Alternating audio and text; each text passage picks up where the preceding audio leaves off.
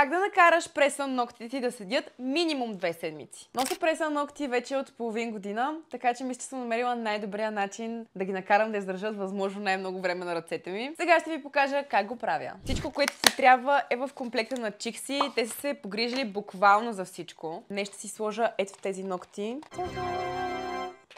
Първо взимаме ето това уредче за избутване на кожички и набързо избутваме кожичките на ръцете. Сега взимаме пиличката от комплекта и оформяме ногтите. Ще ги скъсим малко, че са пораснали доста, което е още един плюс от преса на ногтите. И ще ги изпилим внимателно и леко отгоре. Сега взимаме алкохолна кърпичка, отново от комплекта, и минаваме през всеки един нокът, за да ги почистим и да ги подготвим за лепилото. Сега трябва да си избера точно кое номерче нокът ще стане на моите ногти. Аз вече си ги знам, тъй като ползвам много. Може да видите кой номер е нокътя. Ето тук отдолу.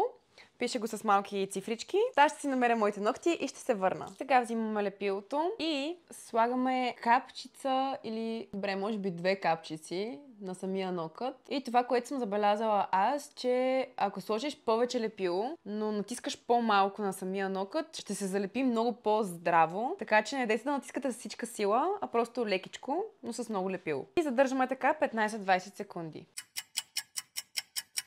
Ето, готова съм за по-малко от 10 минути, хора. Става супер бързо и супер лесно. Ако следвате всички стъпки, които ви показах, ви гарантирам, че ногтите ви няма да мръднат поне 2 седмици. И това е минимума. На мен ми държат по много повече дори. Последвайте Чикси за още такива видеа.